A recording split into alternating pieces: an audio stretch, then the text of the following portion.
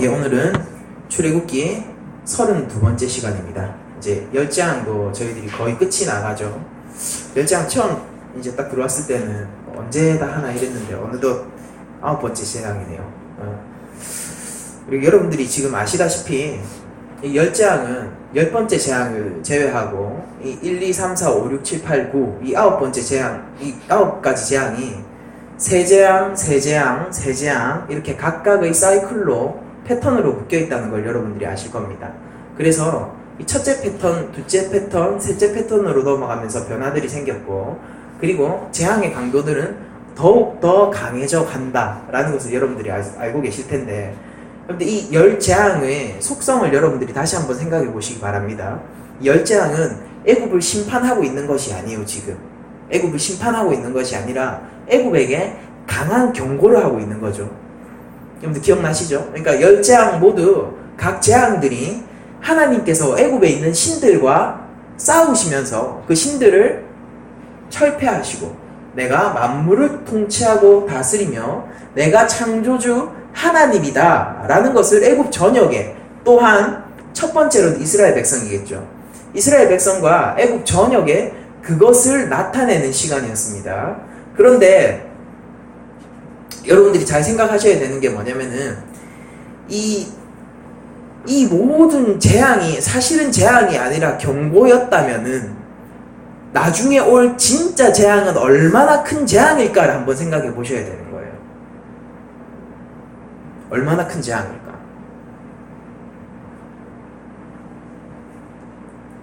만약에 자식이 나쁜 일을 만약에 한다라고 하면은 그것이 위험한 일이면 위험한 일일수록 아이에게 강하게 경고를 하겠죠. 그냥 뭐 물을 쏟거나 뭐 이런 거면은 아유 하면 안 돼, 하지 마 이렇게 하겠지만은, 만약에 여러분 어릴 때 그 쥐약 아시죠? 제가 그런 경험이 있는데 쥐약이 이렇게 고소한 냄새가 났었단 말이에요. 그래서 그거를 제가 주워 먹으려고 했었던 적이 있어요.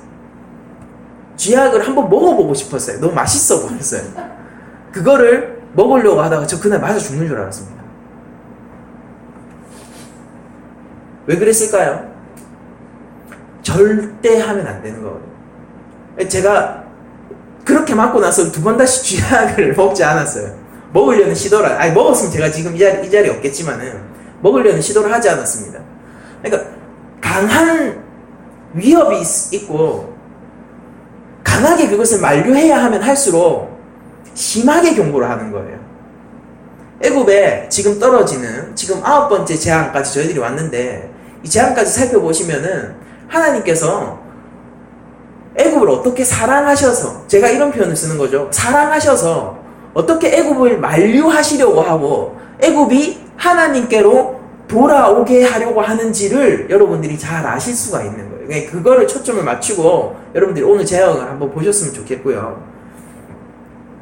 오늘 교동문 하면서 이사야 55장도 봤지 않습니까? 그러니까 악인은 그의 길을, 불의한 자는 그의 생각을 버리고 여호와께로 돌아오라. 그리하면 그가 긍휼히 여기시리라. 그러니까 돌아오길 원하시는 것이고, 우리가 하나님께로 돌아가자. 돌아오라. 돌아가자. 그리하면 그가 너그럽게 용서하실 것이라 라고 이사야서도 증언하고 있지 않습니까? 그 동일한 하나님께서 애굽 가운데서도 지금 돌아오라는 외침을 강력하게 하고 계신데, 가장 크게 외치고 계시는 게 지금 9번째 재앙인 거예요. 가장 강력하게 돌아와라, 멈춰라, 나를 예배하라 라고 얘기하시는 가장 강력한 경고가 9번째 재앙입니다. 그리고 모든 패턴의 마지막이기도 하고 10번째 재앙은 진짜 경고하던 재앙이 오는 그날입니다. 그리고 진짜 경고하던 재앙이 오는 그날이 곧 이스라엘로서는 출애굽을 하는 해방의 날인 거예요. 여러분들 흑암의 재앙을 보시면은 조금 이해하기 힘든 게 나와요. 가장 강력한 재앙이 되어야 할 것인데 아무런 인명피해가 없습니다. 전염병이 위협하지도 않고요, 가축들이 몰살당하지도 않고요, 먹을 것들이 메뚜기 때 재앙 같은 건 어마어마했죠. 먹을 것들이 사라지거나 그런 일도 없어요. 다만 성경의 표현에 따르면은 곧 더듬을 만한 흑암, 밤이라고 얘기를 하고 있습니다. 이게 히브리어로 밤이라는 단어가 있고 흑암이라는 단어가 있는데요. 일반적으로 어둡다라고 할 때는 밤이다라고 써요. 그러니까 밤이다. 그러니까 우리는 시간적인 개념이 있으니까 밤이다 이러면은 10시 넘었다 뭐 이런 형태로 저희들이 쓰지 않습니까? 근데 히브리어에서 밤이다 이러면은 어둡다 그 얘기거든요. 근데 일반적으로 쓰는 말이 있는데 그것 외에 흑암이다 라는 얘기를 쓰는 거는 왜 그러냐면은 여러분들 하나님이 창조를 하실 때 흑암을 빛으로 밝히시면서 창조를 하신 거를 여러분들이 기억하실 겁니다. 바로 그때 쓰였던 그 단어예요. 흑암. 그러니까 하나님께서 지금 여기에 뭔가 혼돈을 불러오고 계신 것이고 창조 이전에 공허함으로 지금 돌리시고 계시는 것이고 그러니까 하나님이 질서를 가지고 창조를 하셨는데 지금 역창조를 해서 그렇죠? 하나님이 자연을 다스리시면서도 그것을 선하게 그들에게 유익이 되게 사용하는 것이 아니라 그들에게 해악이 되게 사용하심으로써 역창조의 그런 수순들을 계속해서 보여주셨잖아요. 그 절정이 지금 흑암입니다. 창조 이전의 그 혼돈의 상태, 질서가 없음, 공허, 흑암의 상태로 돌리시려고 하시는 거예요, 지금. 어떤 건지 한번 봅시다. 이게 아무도 희생이 되진 않았지만은 지금 나왔던 모든 재앙 중에서 제일 불길하고 기분 나쁜 재앙이에요, 이거는. 제일 불길합니다. 왜냐면은, 이건 히브리적 사고방식에서도 마찬가지지만은, 애굽의 사고방식, 이집트의 사고방식에서 볼 때도 이건 뭘 의미하냐면은, 만물의 끝을 의미하고 있거든요. 이게 끝날이에요, 끝날. 왜 그러냐. 우리가, 요거 뒤편을 보시면은, 주보 뒤편을 보시면 제가 이렇게 태양신, 아몰라라고 되어 있죠. 여러분들이 태양신 이렇게 보시는데, 보통 태양신 해가지고, 이게 새 얼굴로 이렇게 되어 있는 뭐 태양신을 여러분들이 보셨을지도 모르는데, 그건 후대에 호루스 신이라는 그 신과 결합되어서, 변형된 형태의 태양신의 모습이고, 원래 태양신이 이런 모습으로 생겼습니다. 그리고 높이 이렇게 무슨 상투처럼 머리에 높은 왕관이 이렇게 있잖아요. 그 사이에 태양이 원래 박혀 있기도 해요. 이 태양신 라는 어떤 존재냐면은 창조신입니다. 창조신이에요. 그러니까 다른 신들하고 좀 달라요. 최고신입니다. 창조신이면서 생명을 주관하는 신이고요. 조금 더 들어가 보면은 부활하고도 연관이 있는 신입니다. 그러니까 고대 그 태양신 라에 관한 그 신화는 지역별로 조금씩 다릅니다. 지역별로 조금씩 다르고 태양신 라는 워낙 광범위하게 섬겨지던 신이기 때문에 조금씩 변형이 되기도 하고 그런데 시간이 지나면서도 변형이 되고 지역별로 변형이 되기도 한데 기본적인 모티브는 이거예요. 뭐냐면은 태양신 라가 24시간을 주관하는 거예요. 그래서 태양신 라는 하늘을 건너는 배에 올라타가지고 하늘을 이렇게 일주합니다. 이렇게 여행을 하듯이 배가 일주하듯이 이렇게 태양이 동쪽에서 떠서 서쪽으로 이렇게 지잖아요. 그게 태양신 라가 세상을 운행하고 있다라고 보는 거예요. 그래서 동쪽에서 서쪽으로 이렇게 운행을 하는데 그 이후에는 어떻게 되냐면 지하세계로 들어갑니다. 밤이 되면 태양이 이렇게 서쪽으로 지잖아요. 그럼 그거를 이집트에 있는 태양신이 지하세계로 지금 여행을 시작했다라고 생각하는 거예요. 그러니까 거기선 그게 과학이고 그게 세계관이에요. 그 실제 세상이 그렇다라고 다 알고 있었고 그게 상식이었단 말이에요. 그러니까 지하세계를 통과하면서 그 12시간이죠. 12시간을 통과하면서 밤에 제7시가 되면은 아포피스라는 독사신이 태양신 라를 공격한다라고 믿었어요. 그렇지만은 그 아포피스라는 신은 독사의 아주 독을 가지고 그 뱀처럼 생긴 신이 있습니다. 그 신은 불사에 가까운 몸을 가졌기 때문에 창조신 라라 하더라도 함부로 죽일 수가 없는 거예요. 그래서 그와 싸우면서 그를 죽이지 못하면서 그를 싸우면서 격퇴를 시켜야 되거든요. 그래서 그 주변에 누가 도와주냐면은 메헨이라는 거대한 또 다른 뱀이 있습니다. 거대한 또아리를 튼 뱀이 형상을 가진 신이 있는데 메헤인이라는 그 신이 함께 태양신 라하고 싸워서 그 거대한 독사를 물리쳐 버리는 거예요. 아포피스라는 독사를. 물리치면은 그 배를 갈라가지고 거기에서 라가 체력을 채우고 승리를 만끽한 다음에 그 다음에 이 지하세계의 그 여행을 끝내고 다시 지상세계로 나오는 거죠. 그러면은 그게 뭐다? 태양신 라가 승리하여서, 이게 창조신이고 생명을 주관하는 신이에요. 또 다른 하루가 시작되는 거예요. 그러니까 태양신 라는 지하세계, 곧 죽음으로 들어갔다 하더라도 끊임없이 부활하는 신인 겁니다. 죽음의 권세를 이기고 끊임없이 부활하는 신이 태양신 라인 거예요. 그렇기 때문에 이집트 사람들의 생각 속에서 태양이 떠오르지 않는다라고 얘기하는 거는 뭐냐면은 이 세상이 종말이고 라가 죽어서 지하세계에서 올라오지 못한다라고 믿게 되는 그런 거예요. 그러니까 이 아포피스라는 독사는 셋이라는 죽음의 신으로 대치되기도 합니다. 지역별로 조금 전승들이 다릅니다.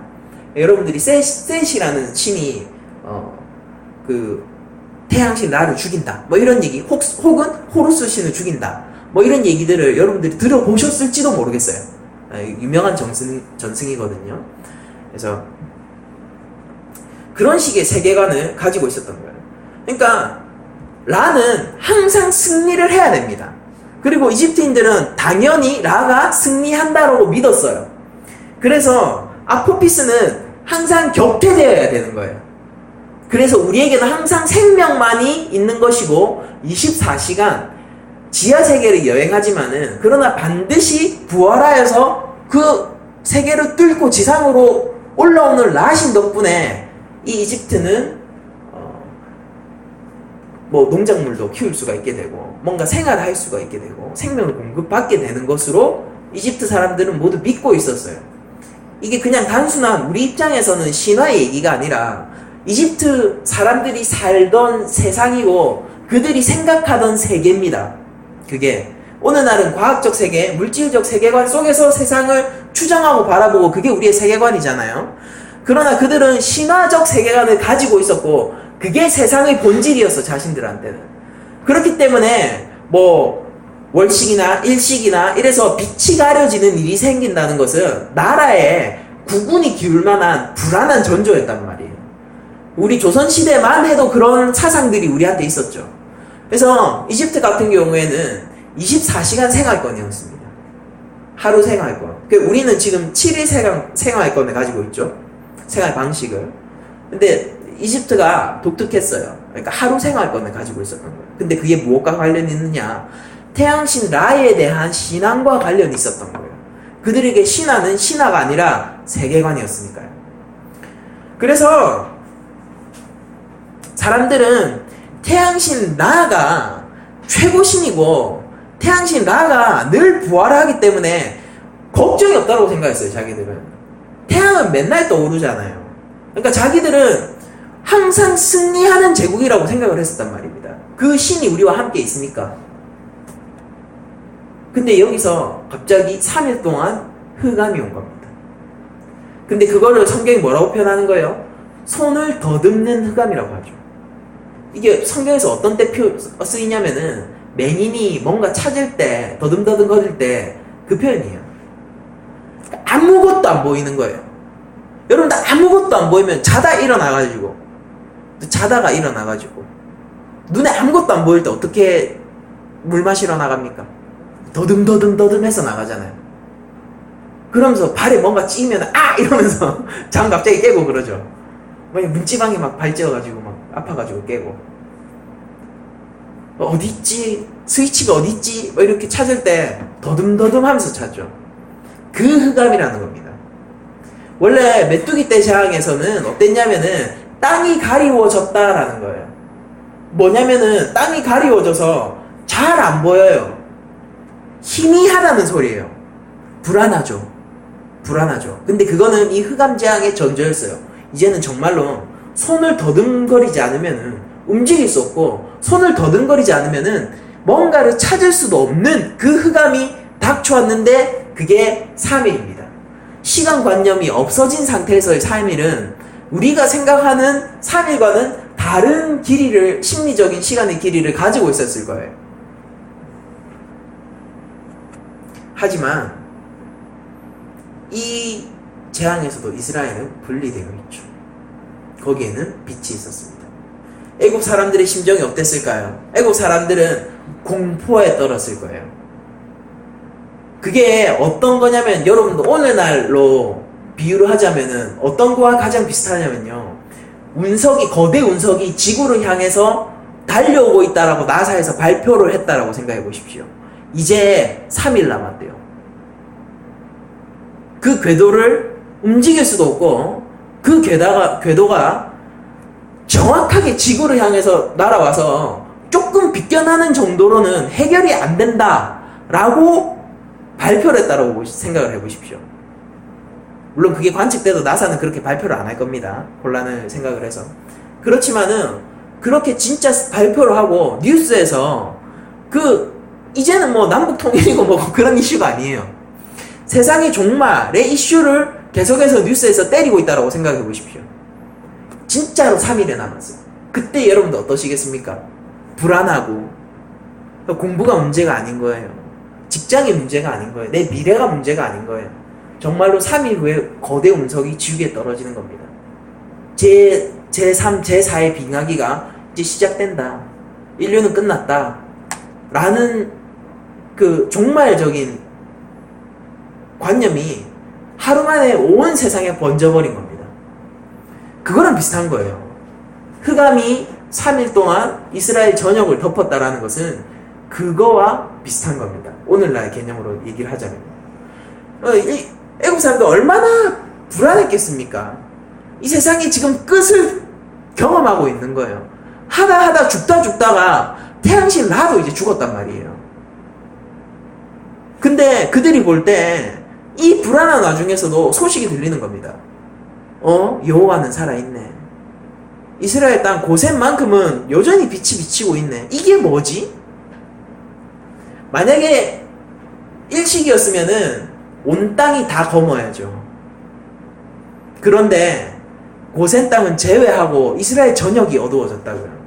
이거 우리가 뭐라고 얘기하냐면은 기적이라고 얘기를 하는 겁니다. 이것을 하나님의 이적이고, 그리고 이것이 전해주는 강력한 경고를 여러분들이 볼 수가 있으셔야 돼요.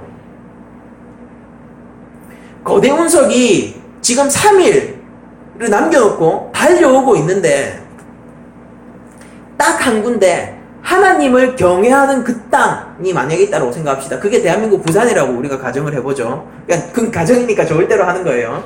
우리 부산만은 하나님을 경외하는 땅인데 성도들이 있는 땅이고, 낮은 자리에 성도들이 있는 땅이라서 나사 발표했는데 이 땅만 안전하다라고 하는 거예요. 후폭풍에서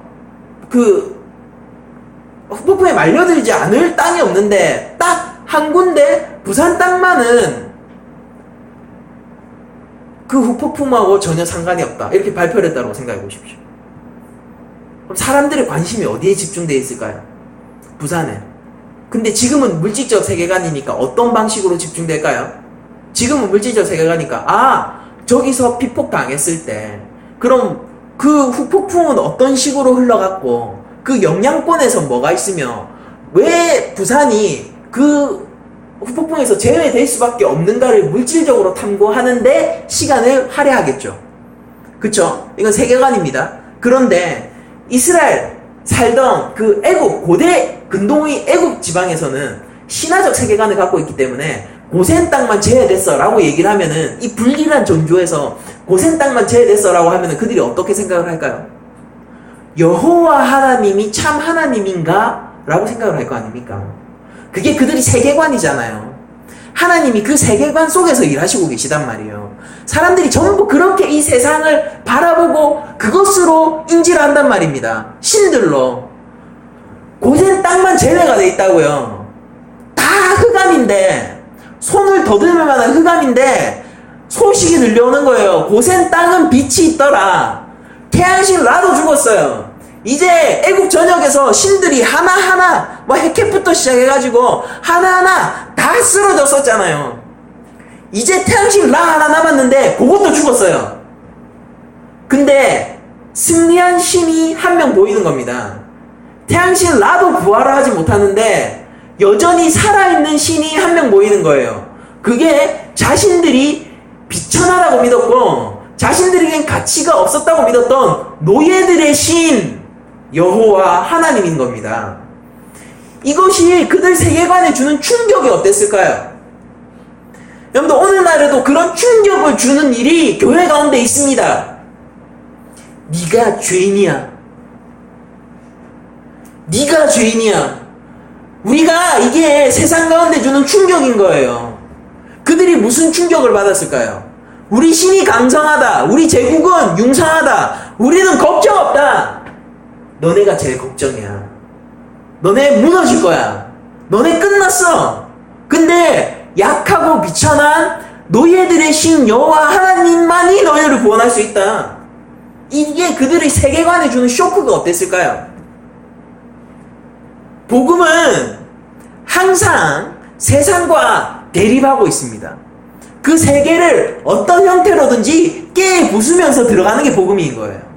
하나님께서 참 하나님의 백성들을 찾으실 때도 오늘날과 동일하게 그들의 세계관을 깨부수고 여호와 하나님을 알리셨어요. 똑같은 충격이 오늘날에도 존재하는 겁니다.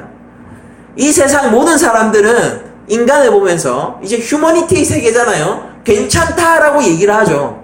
사람은 괜찮다라고 얘기를 해요. 사람은 우리의 인류와 사랑은 우리는 부족하지만은 끊임없이 발전하고 우리는 부족하지만은 끊임없이 이겨내고 이런 말도 있잖아요. 언제나 그랬던 것처럼 우리 인류는 답을 찾아낼 것이다. 그 영화 그래비티에서 나오는 대사입니까? 이게 사람들이 믿는 기본적인 것이라고요. 지금은 혼란스러울 수 있어. 그러나 우리는 답을 찾아낼 거야. 지금은 뭔가 인간성의 상실의 시대가 있을 수 있어. 그러나 우리는 점점점 나아져 왔고 더 나아질 거야. 완성에 다다르지 못하더라도 우리는 끊임없이 발전할 거야. 우리 인류에게는 발전이라는 게 있어. 거기에 대해서 우리들은 이렇게 얘기하는 거죠. 그 세계 속에서 우리가 마치 고센 땅에만 빛이 있는 것처럼 이렇게 얘기를 하는 거예요. 우리가 죄인입니다. 우리가 죄인입니다. 이것은 그 무엇으로도 해결할 수 없습니다. 모든 세계관과 모든 종교는 문제에 대한 답을 인간 측에서 해결할 수 있는 어떠한 답을 줍니다. 그것이 아무리 가혹한 수행이고 고행이라고 하더라도 인간 측에서 해결할 수 있는 키를 준다고요. 근데 기독교는 아무런 키를 인간 측에 주질 않아요. 우리가 선언해야 되는 죄인이라는 건 뭐냐면은 죄인이니까 뭔가 이 죄인이라는 현상을 타개하기 위해서 방법을 내보자 라는 측면에서 죄인을 얘기하는 것이 아니라 우리는 죄인인데 죄인이라서 아무것도 할 수가 없다나 이것까지 얘기를 하는 게 우리가 얘기하는 죄인이란 말이에요. 우리 쪽에서 그럼 할 수 있는 게 뭔데? 어떻게 선행을 하면 되지? 그거에서 소용없다니까. 우리가 죄인이야. 이미 죄인이라고. 아니 더 나아지면 되잖아. 그런 문제가 아니야. 죄인이라고. 완전한 절망. 손을 더듬을 만한 흑암. 내가 그럼 어떻게 하면 볼 수가 있어? 너가 맹인이야. 아니 어떻게 하면 볼 수가 있냐고. 네가 시력이 나빠서 뭔가 시력이 좋아지는 약을 먹거나 수술을 받거나 뭐 그런 차원이 아니라 네가 그냥 맹인이라고. 세상에 검을 던지는 거죠. 그래 내가 어떻게 하면 저 산에 오를 수가 있을까? 네가 안진뱅이야. 아니 그러니까 내가 어떻게 하면 산에 오를 수 있냐고. 네가 다리를 다치거나 절거나 다리 하나가 부러져서 뭐 무슨 목발을 짚거나 아니면 뭔가 휠체어에 타거나 의지를 해가지고 어떻게든 갈 수 있는 그런 게 아니라 네가 안진뱅이라고. 그럼 나를 업어줄 사람은 없어? 주위를 봐. 다 안진뱅이야. 걷는 자는 맹인이요 보는 자는 안진뱅이요. 저쪽을 보니 맹인이 맹인을 인도하고 있고 이쪽을 보니 안진뱅이가 서로 저 산에 대해서 토의를 하고 있는 거예요. 이것을 지적하는 겁니다. 우리 기독교가 흑암이야. 아무런 희망이 없어. 어느 정도 흑암이냐? 손을 더듬을 만한 흑암이야. 이때 당시 이집트 사람들은요, 이때 고대의 이집트 백성들은요, 이 사건을 겪었던 사람들은요, 자신의 세계관을 부수고 여호와 하나님을 경외하는 길을 선택하든 아니면 이 세상의 종말을 맛보든 말 그대로예요. 비유가 아닙니다. 이 세상의 종말을 맛보든 둘 중에서 하나를 선택했어야 합니다. 고센 땅으로 들어가. 나도 노예임을 자처하거나 노예의 신을 믿는다는 건 그런 거예요. 나도 바로의 노예임을 자처하면서 여호와 하나님을 선택하거나 아니면 이 세상의 종말을 맛보거나 지금 두 개 중에 하나입니다. 9번째 재앙은 이런 의미예요. 그러니까 가장 파괴적이고 가장 공포스럽고 가장 불길한 재앙인 겁니다. 성경에서 흑암은 종종 궁극적인 심판과 관련해서 쓰이고는 하는데요. 이사야서를 보면은 5장 30절 제가 읽어드릴게요. 이렇게 나와 있어요. 5장 30절에 보면 그날에 이게 마지막 때를 이야기하는 겁니다. 심판의 때를. 그날에 그들이 바다 물결 소리같이 백성을 향하여 부르짖으리니 사람이 그 땅을 바라보면 흑암과 고난이 있고 말세의 징후죠. 흑암과 고난이 있고 빛은 구름에 가려서 어두웠더라. 왜 그렇습니까? 심판의 이유가 뭡니까? 앞서서 5장 20절에서는 이렇게 설명하고 있습니다. 악을 선하다 하며 선을 악하다 하며 흑암으로 광명을 삼으며 흑암을 삼으며 어두운 것은 자기 빛이라고 보는 거예요. 정작 빛된 것은 어둠이라고 치부를 해버린 겁니다. 예수님을 어떻게 치부했죠? 그게 예수님 시대에만 있었던 게 아니에요. 여호와 하나님은 항상 이런 대접을 받으셨고 이 애굽 훨씬 옛적 이야기죠. 이사야서니까 이거는 훨씬 옛적 고대 애굽에서도 하나님은 그런 취급을 받으셨습니다. 쓴 것으로 단 것을 삼으며 단 것으로 쓴 것을 삼는 자들은 화 있을진저. 근데 이 심판이 얼만큼 두려우냐면요. 같은 장 이사야 5장 25절에서 이렇게 설명을 하고 있어요. 그러므로 여호와께서 자기 백성에게 노를 바라시고 그들을 위해 손을 들어 그들을 치신지라. 하나님이 손을 든다는 건 심판의 이미지입니다. 구약에서 손을 들어 그들을 치신지라. 산들은 진동하며 그들의 시체는 죽음의 이미지죠. 그들의 시체는 거리 가운데 분토같이 되었도다. 그럴지라도 그의 노가 돌아서지 아니하고 그의 손이 여전히 펼쳐져 있느니라. 심판이 한 번 오면 어떻게 되는 겁니까? 그 심판은 돌이킬 수 없는 심판인 거예요. 빠꾸가 없다고요. 중간에 봐줄 수가 없는 심판이라고요. 그러니까 어떻게 경고를 해야 되겠습니까? 강하게 경고를 하는 거예요. 그런데 이 강하게 경고하면 할수록 사람들의 마음이 더 반항하는 마음이 드러나는 겁니다. 네가 뭔데 나한테 그렇게 얘기를 해? 라는 거죠. 급하면은 어쩔 수가 없는 거예요. 나훔에서는 이 심판 이미지를 이렇게 흑암으로 표현하는데요. 나훔 1장 8절입니다. 그가 범람하는 물로 그곳을 진멸하시고 노아 홍수의 이미지입니다. 범람하는 물로 그곳을 진멸하시고 자기 대적들을 흑암으로 쫓아내시리라. 흑암은 어떤 곳이에요? 하나님의 대적이 있는 장소입니다. 하나님이 심판하셔야 되는 장소라는 거예요. 요엘서에서는 이렇게 얘기를 하죠. 곧 어둡고, 이게 여호와의 날을 설명하는 겁니다. 곧 어둡고 캄캄한 날이요 짙은 구름이 덮인 날이라. 새벽빛이 산 꼭대기에 덮인 것과 같으니 이는 많고 강한 백성이 이르렀습니다. 이와 같은 것이 옛날에도 없었고 이후에도 대대에 없으리로다. 불이 그들의 앞을 사르며 불꽃이 그들의 뒤를 태우니 그들의 예전 땅은 에덴 동산 같았으나 그들의 나중 땅은 황폐한 들과 같으니 그것을 피한 자가 없도다.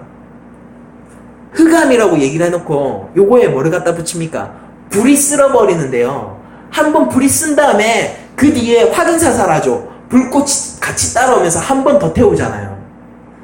그걸 피할 수 있는 이가 한 명도 없다라는 거예요. 흑암이 단순한 흑암이 아니잖아요. 불이 있으면은 그거는 빛이 아닙니까? 그런데 흑암을 얘기하면서 불 이미지를 갖다가 쓴다고요. 이게 뭐예요? 흑암이라는 거는 하나님이 안 계시는 그 장소인 거예요. 하나님이 안 계시는 곳이고 하나님이 부정당한 그 장소가 흑암인 겁니다. 그 장소엔 누가 사는 거예요? 흑암은 누가 사는 겁니까? 흑암을 광명으로 여기고 광명을 흑암으로 여기는 질서에서 어긋난, 질서를 완전히 반대로 뒤집은 사람들이 사는 곳이 바로 흑암의 장소인 것이에요. 애굽이 지금 흑암이라고요. 이게 하나님이 흑암을 내리셨다라고 볼 수도 있지만은 조금 더 깊이 얘기하면은 그 장소가 흑암임을 하나님이 드러내신 거예요.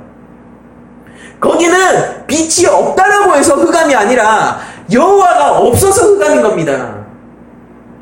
태양이 떠올랐다고 해서 그 나라가 광명의 나라, 부활의 나라, 생명의 나라인 것이 아니라 여호와가 없으므로 그들이 진토당할 나라고 여호와가 없으므로 그들이 죽어 있는 나라인 거예요. 아모스서에서는 심지어 이렇게 얘기를 합니다. 잘 들어보세요. 아모스서 5장 18장 1절을 제가 읽어드릴게요. 화 있을진저 여호와의 날을 사모하는 자요. 뭐라고 얘기하는 거예요? 여호와의 날을 사모하면서 여호와를 바라는 자한테 뭐라고 얘기하냐면은 화 있을진저라고 얘기하는 거예요. 네가 바라고 있어 정말? 그날이 오기를 정말로 원한다고? 그 자에게 경고하는 겁니다. 화 있을진저. 화 있을진저 여호와의 날을 사모하는 자요. 애굽 사람한테 얘기하는 거 아니죠? 하나님의 백성한테 하는 얘기예요. 너희가 어찌하여 여호와의 날을 사모하느냐? 그날은 어둠이요 빛이 아니라 마치 사람이 사자를 피하다가 곰을 만나거나 혹은 집에 들어가서 손에 벽을 대었다가 뱀에게 물림 같도다. 이거 피하려다가 더 큰 걸 만난 거예요. 살려고 벽을 짚었는데 그 짚지 말았어야 해요. 그 벽은 독사가 더 거스리고 있던 거거든요. 일어나 보려고 살려고 벽을 짚었다가 생명을 앗아가게 된 겁니다. 그게 여호와의 날이라는 겁니다. 여호와의 날은 빛 없는 어둠이며 이게 흑암이거든요. 빛 없는 어둠이 아니며 빛 없는 어둠이다. 밤낮 없는 캄캄함이 아니냐. 밤낮 없는 캄캄함이다.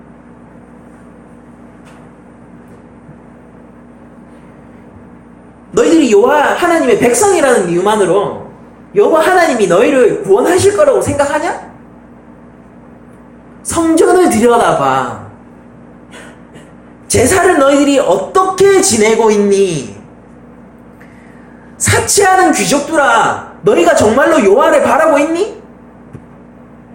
너희가 민족적 이스라엘 아브라함의 후손이라는 그 사실만으로 정말로 구원이 보장되어 있다고 생각을 하느냐? 제사장들아 봐라. 백성들아 봐라. 농부들아 봐라. 술 마시는 자야 봐라. 그날이 오면은 너희한텐 그게 빛이 될 수가 없어. 왜 그랬겠습니까? 그들은 제사를 드리고 여호와 하나님의 율법을 가지고 있었지만은 정작 하나님을 경외하지 않던 자들이거든요. 그래놓고도 하나님 백성이네 하면서 여호와의 날을 바라고 있는 거예요. 아모스 선지자는 이렇게 얘기하죠. 그날은 사자가 울부짖는 날이다. 아모스서에 나오는 중요한 이미지가 사자의 이미지거든요. 그날은 울부짖는 사자의 날이고 그날은 여호와 심판의 날이고 그날은 빛이 아니라 흑암의 날이야. 애굽은 지금 흑암 가운데 있습니다. 여호와의 날을 사모하는 그들은 정작 심판을 받을 구원과 상관없는 자들인 거죠. 스바냐서는 또 이렇게 흑암을 심판 이미지와 연결시키고 있는데요. 여호와의 큰 날이 가깝도다. 가깝고도 빠르도다. 임박한 종말. 가깝고도 빠르도다. 여호와의 날의 소리로다. 용사가 거기서 슬피 우는도다. 용사마저도 버틸 수 없는 그날. 그날은 분노의 날이요 환난과 고통의 날이요 황폐와 패망의 날이요 캄캄하고 어두운 날이요 구름과 흑암의 날이요. 이게 마지막 때인 거예요. 하나님이 왜 애국 가운데서 흑암을 보내셨는지 아시겠습니까? 진짜 흑암의 날을 피하라고 보내신 거예요. 하나님이 왜 애국 가운데서 흑암을 보내놓고도 고센 땅은 구별해가지고 빛이 들게 하신지 아세요? 이스라엘 백성을 지킬 뿐만 아니라 애국 백성들도 지키시길 원하셨기 때문에 그렇게 하신 거란 말입니다. 1차원적으로 보면 안 되는 거예요. 애국 백성들은 고센 땅을 바라보면서 그게 신화적 세계관이라고 제가 앞서 설명을 누차 드렸지 않습니까? 그 세계관 속에서는 당연히 여호와 하나님을 경외해야 되는 결론이 나오는 겁니다. 그게 아니면은 절망, 심판, 세상의 끝과 함께 하든지 여호와 경외의 길을 가서 노예가 되어서 노예들의 신을 섬기든지 선택지 둘 중에 하나밖에 없다고요. 강하게 부르고 계신 거예요. 그럼에도 불구하고 노예가 되는 것은 싫어서 그쪽으로 못 간단 말입니다. 그걸 뭐라고 불러요? 우리가 그게 죄의 완악함의 절정이라고 부르는 겁니다. 여호와 하나님을 경배하는 것을 사람들은 이해하지 못해요. 사업에서 잘 돼서 하나님께 감사드립니다 라고 얘기하는 사장을 이상하게 보면서 욕하는 사람을 봤어요. 아, 우리 사장 이상해. 예수 믿는 사람인데 그것도 모르고 우리 사장 이상해, 기현아. 아니 뭐 쥐가 잘해가지고 열심히 해가지고 사업 잘 돼놓고 그 하나님한테 감사한다면서 그 믿는 사람들하고 모여가지고 점심때 기도회를 했대요. 감사드린다고. 나는 감동을 했지. 근데 걔는 이상하게 보는 거예요. 왜 저러냐? 저러고 또 교회 돈 갖다 바친다는 거예요. 속았다는 거죠. 그래서 내 말했어요. 진짜 하나님 살아있으면은 그렇게 생각할 수 있는가 아이가? 이러면 그거 아예 없는 거예요. 자기 생각 속에. 그게 아예 없는 선택지야. 없는 거예요. 그거는 없어요. 뭐 다른 설명할 필요가 없어요. 할 수 있는 거 아니냐? 뭐하고 니도 교회 다녀. 이렇게 되는 거예요. 아예 없는 겁니다. 그거는. 그걸 뭐라고 얘기하면 흑암이라고 얘기하는 거예요. 우리가.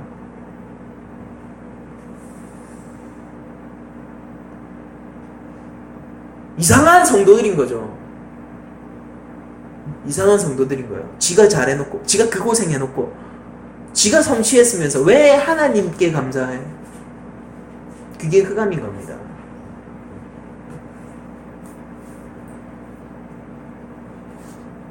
여러분들, 그럼에도 불구하고 하나님을 경외하는 길을 살고요. 예수 그리스도를 내 삶의 주인으로 모시는 그 사람들이 포진해 있어야지 그 땅이 고센 땅이 되는 겁니다. 흑암 가운데서 성도가 성도로서 서 있어야지 이 세상 사람들이 그걸 보고요. 저 땅은 뭔데 빛이 있지라고 얘기를 하는 기적이 일어난다고요. 심리적 장벽이 높을지 모르겠지만 그런 기적이 왜 일어나냐면은 그래도 하나님을 경외하는 자가 이 땅 가운데 있어서 이 고대 애굽의 고센 땅과 같은 역할을 하고 있기 때문에 그런 이상한 일들이 일어나는 겁니다. 회심은 절대 쉬운 일이 아니잖아요. 그게 가능합니까? 우리의 노력으로 되는 거예요? 아니잖아요. 근데 그런 일들이 왜 일어나냐? 그 일의 근거가 뭐냐? 성도가 성도로서 이 땅 가운데 있는 거예요. 여러분들, 빛과 소금이 되라라고 예수님은 얘기 안 하셨습니다. 너희는 빛이다, 소금이다 라고 얘기를 하신 거예요. 우리가 성도로서 서 있기만 하면요, 우리 자체가 이 땅의 고센 땅이 되는 것이고요, 우리 자체가 이 땅의 빛이 되는 거고요, 우리 자체로서 이 땅의 소금이 되는 거예요. 그냥 예수님 잘 믿으세요. 그러면 돼요. 여러분들의 삶의 주인을 여러분들이 아니라 이제 그리스도께 완전히 이양하십시오. 그냥 그러면 되는 거예요. 그러고 사세요. 그냥 그러면 돼요. 그럼 그 자체로 빛이고 그 자체로 소금이라고요.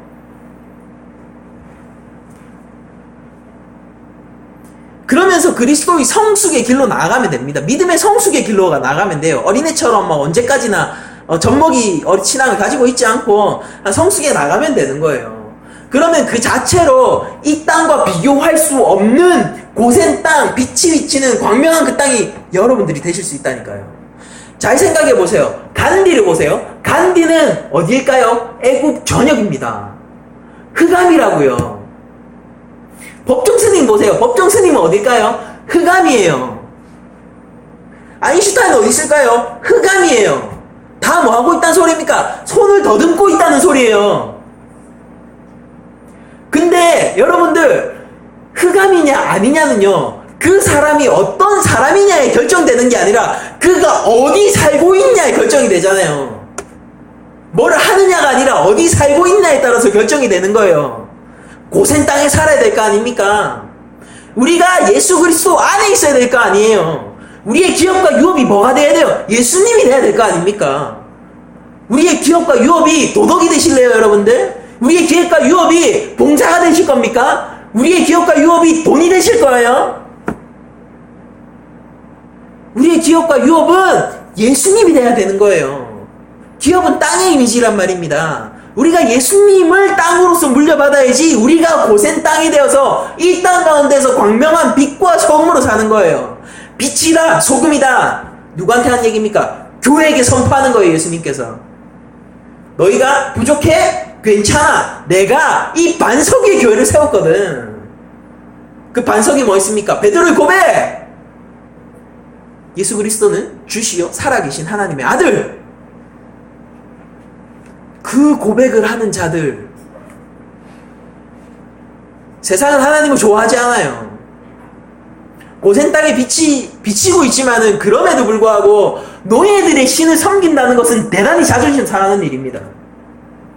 오늘날도 좋죠? 복음만 보면 얼마나 좋습니까? 우리가 죄가 있는데 그리스도를 믿으면은 모든 죄를 사해주고 영생으로 인도한다고 하지 않습니까? 이것만 보면 너무 좋은 거잖아요. 근데 여기에는 너무나도 넘어야 되는 그 큰 산이 있는 거예요. 내가 죄인이라고? 내가 죄인이라고? 아니, 예수가 뭔데 나를 생명으로 인도해? 예수가 뭔데 나를 영생으로 인도해? 난 그냥 나를 믿고 살래. 이 세상의 끝, 흑암 가운데 있는 애국 백성들도 다른 건 다 괜찮은데 내가 노예가 돼야 된다고? 내가 애국 시민인데 애국의 노예로 내가 전락해야 된다고? 그냥 여기서 종말을 맞을래. 그렇게 하면 진짜 종말 맞는 거예요. 그 심리적 장벽, 계급제 사회 속에서의 그 심리적 장벽을 여러분들 생각해 보세요. 하나님을 경외하는 길은 늘 힘들었습니다. 복음을 받아들이는 것도 오늘날 늘 힘든 일이에요. 복음 가운데 사는 것은 더욱 힘든 일입니다. 내가 매일 그리스도 앞으로 나아가는 것은 더더욱 힘든 일입니다. 그러나 여러분들 성경 가운데 계시다면은 여러분들은 그런 삶을 넉넉히 살아낼 수 있을 것을 믿습니다. 저는. 근데 바로는 이 흑암의 재앙 속에서도, 이 세계의 멸망이잖아요, 이 속에서도 협상을 시도해요. 바로는 계속해서 협상을 했었죠. 생각해보세요. 이 땅에서 제사를 드리라고 처음엔 했었어요. 그 다음에 좀 시간이 지나니까 그러면은 다른 거 다 애들하고 놓고 장정만 가서 제사를 드려 얘기했잖아요. 그 지금은 뭐라고 얘기합니까? 그러면은 사람들 다 데리고 가는데 양과 소는 두고 가. 좋아 보이죠? 이제 사람들이 다 해방한 것처럼 보이죠? 근데 이게 무슨 말인지 아십니까? 이건 나가라는 소리가 아니라 여기 있으라는 소리예요. 다시 돌아오라는 소리예요. 여러분들, 재물 없이 어떻게 제사를 드릴 수가 있습니까? 양과 소 없이 어떻게 제사를 드릴 수가 있어요? 바로는 양과 소가 필요해서 두고 가라고 한 게 아닙니다. 지금 양과 소가 필요한 게 이스라엘 쪽이라고요. 이 무슨 얘기예요? 이스라엘아, 나갔다가 다시 돌아와. 담보 잡아 놓을 거야. 담보 잡아 놓을 거니까 딱 나갔다가 다시 돌아와. 보내기 싫은 거죠. 하나님이 바로에게 어떻게 대접하셨습니까? 꾸준히 회개의 기회를 주셨어요. 이 9번째 재앙까지 모두 경고라고 제가 말씀드렸죠. 강력한 경고들을 통해서 바로의 마음을 꺾으려고 하셨죠. 바로는 하나님 앞에 순종만 하면 됐었어요. 너무 이게 뭐 그렇게 힘드냐고요. 그냥 말 한 번 들었으면 돼요. 근데 그거 말 한마디가 듣기 싫어서 지금 나라가 이 지경까지 왔는데도 그 말이 듣기 싫은 거예요. 하나님은 꾸준히 바로에게 회개할 기회를 주셨지만은 바로는 일부 회개하는 척 했고 마음을 돌이키는 척 했지만은 이내 자신의 마음을 완고하게 굳히는 것을 우리가 볼 수 있습니다.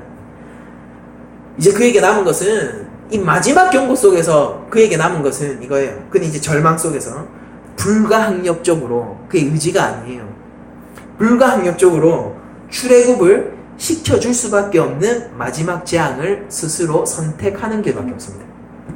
그런데 이 땅 위에서 마지막 경고가 무엇일까요? 이 땅 위에서 흑암, 이 땅의 경고, 마지막 때를 진짜로 종말요. 말 그대로 종말, 비유 이런 거 말고요.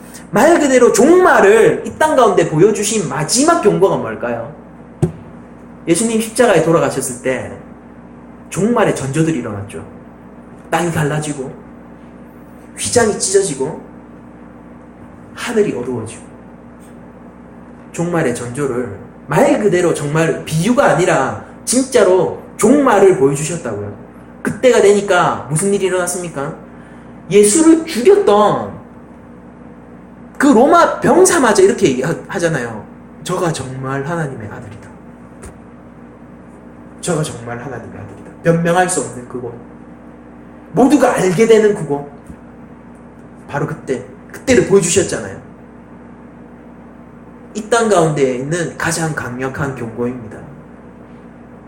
애굽에서 가장 강력한 경고는 그 애굽 전역을 덮는 것이었지만은 이제 그 정도가 아니에요. 인류 역사의 종언을 보아는 그 마지막 때를 예수님이 십자가 가운데서 하나님은 최후로 경고하셨습니다. 그리고 아시다시피 예수님은 하나님의 아들이세요. 하나님의 자비를 아시겠습니까? 이 땅 가운데 강하게 경고하셔야 되잖아요. 강하게. 급한 일이니까. 하면 안 되는 일이니까. 제가 아들이, 아민이가 쥐약 먹으려고 하면은 저도 두 번 다 때려서라도 두 번 다시 못 먹게 할 거예요. 쥐약을 먹으면 안 되잖아요. 강하게 얘기해야 되잖아요. 그래서 우리 아버지께서는 자신의 아들을 보내어서 경고하셨습니다. 하나님이 하실 수 있는 가장 강력한 경고예요. 그 경고 가운데서도 마음을 돌이키지 않는 우리 죄인들을 보세요. 예수 믿는 게 얼마나 큰 복입니까?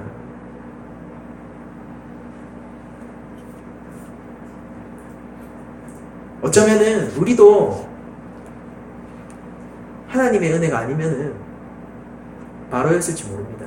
마지막까지 협상을 하고 마지막까지 하나님의 명령을 그 한마디를 듣기 싫어하는 그런 사람들이었을지 몰라요.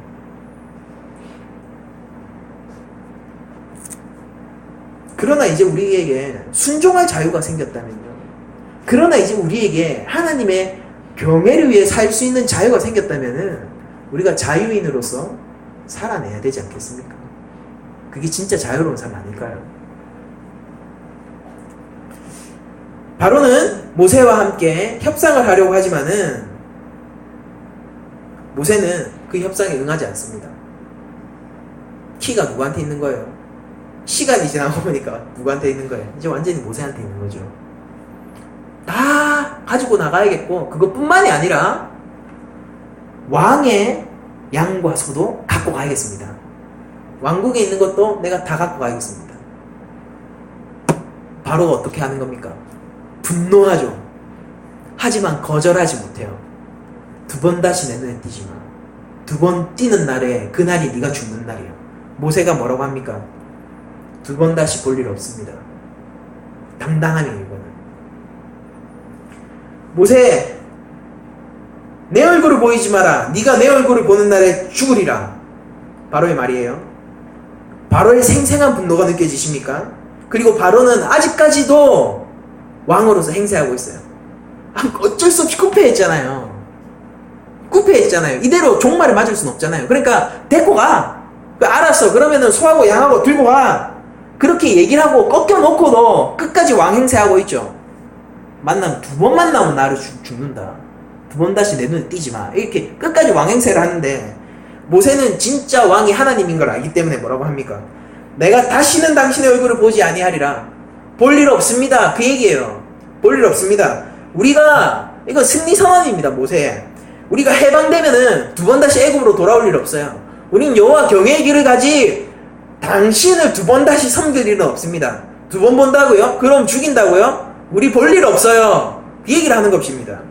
죽음으로 위협하는 바로 앞에서 당당하게 맞서는 모세의 모습을 볼 수 있는 거죠. 이렇게 당당할 수 있었던 이유는 단 하나예요. 모세는 알았어요. 진실을 봤어요. 하나님이 진짜 왕인 걸 봤어요. 바로는 왕의 행세를 하고 있지만은 그조차도 하나님의 다스림을 받아야 하는 아무것도 아닌 피조물임을 모세는 정확하게 인지하고 보고 있었어요. 하나님의 명령을 그는 알고 있었고 하나님께서 하실 일을 그는 알고 있었어요. 그러니까 아무리 권세를 가지고 왕 행세를 하건 말건 이제 모세한테는 상관이 없는 겁니다. 네가 왕이라고? 하나님이 연극에서 역할 잠시 주신 거잖아. 연극에서 너 왕 역할 잠시 주신 거잖아. 그래놓고 너 나중에 연극 끝나고 집에 가면 뭔지 알아? 너 라면 끓여 먹어야 되는 자취방에 사는 아무것도 없는 애잖아. 무대 위다. 좋다. 해봐라. 왕의 행세를 해라. 좋아. 나는 거지 역할을 할게. 근데 내가 집에 가면은 나는 강남 더일에서 포르쉐를 끌고 다니면서 고급 레스토랑에서 내일이면 일본 가서 라면 먹고 올 거야. 해. 왕행세 해. 나를 무시하렴. 나를 멸시하렴. 내 아버지가 누군지 아니? 이 연극이 끝나는 날, 이 연극에서 네가 내려가는 날 현실을 보게 될 거야. 취해서 해봐. 취해서 마음껏 연기해봐. 하나님이 주신 그 역할을 마음껏 누려봐. 좋은 역할 주셨는데 네가 그딴 식으로 하나님께 대하니? 주인공의 역할을 주셨는데 네가 그 정도로 행하는 거야? 해. 연극 끝나고 보자. 진짜 현실이 그때부터 있을 거예요. 그런데 이 땅 가운데서 우리가 무엇을 잡고 가야 되겠습니까? 우리의 본향이 어디인가요? 정말로 하나님 나라가 우리 본향인가요?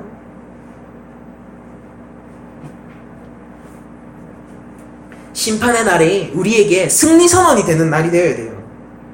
그리고 심판의 날이 오면요, 마지막 때가 오면요, 이 나라는 다시 보지 못할 나라가 됩니다. 두 번 다시 얼굴 볼 일 없어. 이제는 하나님 나라만 있는 그 날이 시작될 거예요. 이 땅은 지긋지긋하게 우리를 보내지 않습니다. 그리고 우리도 지긋지긋하게 여기 붙어있길 원해요. 그러나 위로가 되는 건 이거죠. 언젠가 이거 끝납니다. 그리고 우리는 언제나 그날을 임박하게 느끼고 있어요. 왜요? 성령이 우리 안에 계시잖아요. 우리가 이미 종말을 살고 있다고요.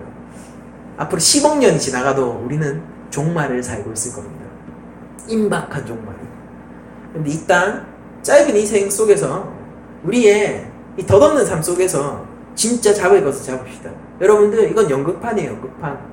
롤이 주어졌습니다. 그러나 그 롤을 주신 분은 하나님이시고 이 연극판을 다스리고 레디 사인을 주시고 큐 사인을 주시고 각본을 쓰시고 모든 배우들의 동선과 위치를 조정하시는 분도 하나님이에요. 누군가 왕의 역할을 받았다고 교만할 필요 없어요. 누군가 거지 역할을 받았다고 해서 마음이 움츠러들 필요도 없습니다. 중요한 건 뭔지 아세요? 연극이 끝나고 나서 진짜 현실로 돌아갔을 때, 우리 보통 반대로 알고 있죠? 이 땅을 현실로 느끼고 하나님 나라 판타지처럼 느끼잖아요. 근데 하나님 나라 백성이라면서요. 그런 거짓말쟁이들이 어디 있습니까? 하나님 나라 백성이라면서요. 그 뭐 백성이 될 거라는 거예요? 지금 백성이라는 겁니까? 우리의 리얼은, 우리의 진짜는 뭐냐면 하나님 나라가 우리의 진짜예요. 그 이 땅은 뭐냐면은 연극 같은 거예요. 우리가 두 발 딛고 살아가고 우리가 느끼는 것이지만은 연극판, 끝날 판입니다. 끝나면은 진짜 뭐 무슨 리무진이 기사를 대동하고 우리를 기다리고 있을지도 모릅니다. 아버지가 우리를 안아주실 거예요.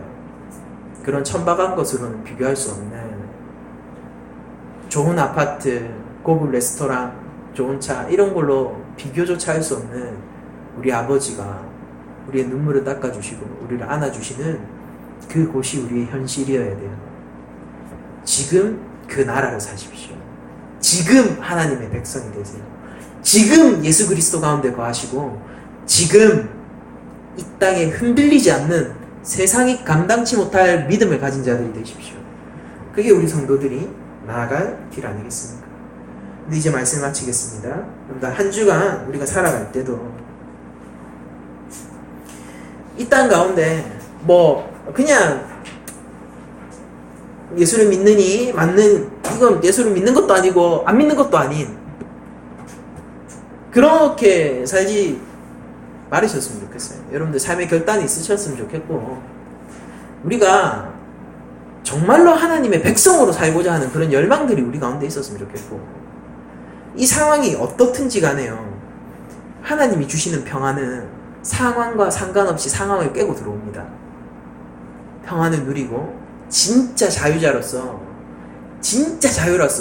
고센 땅에 거하고 우리가 고센 땅이 되는 그래서 모두가 하나님을 부정하고 하나님 없이 사는데 우리는 하나님을 부정하지 않고 오히려 하나님 말씀에 순종해서 사는 그런 이 땅의 빛과 소금이 되는 그런 한 주간이 되시기를 축원하면서 모든 말씀을 마치도록 하겠습니다.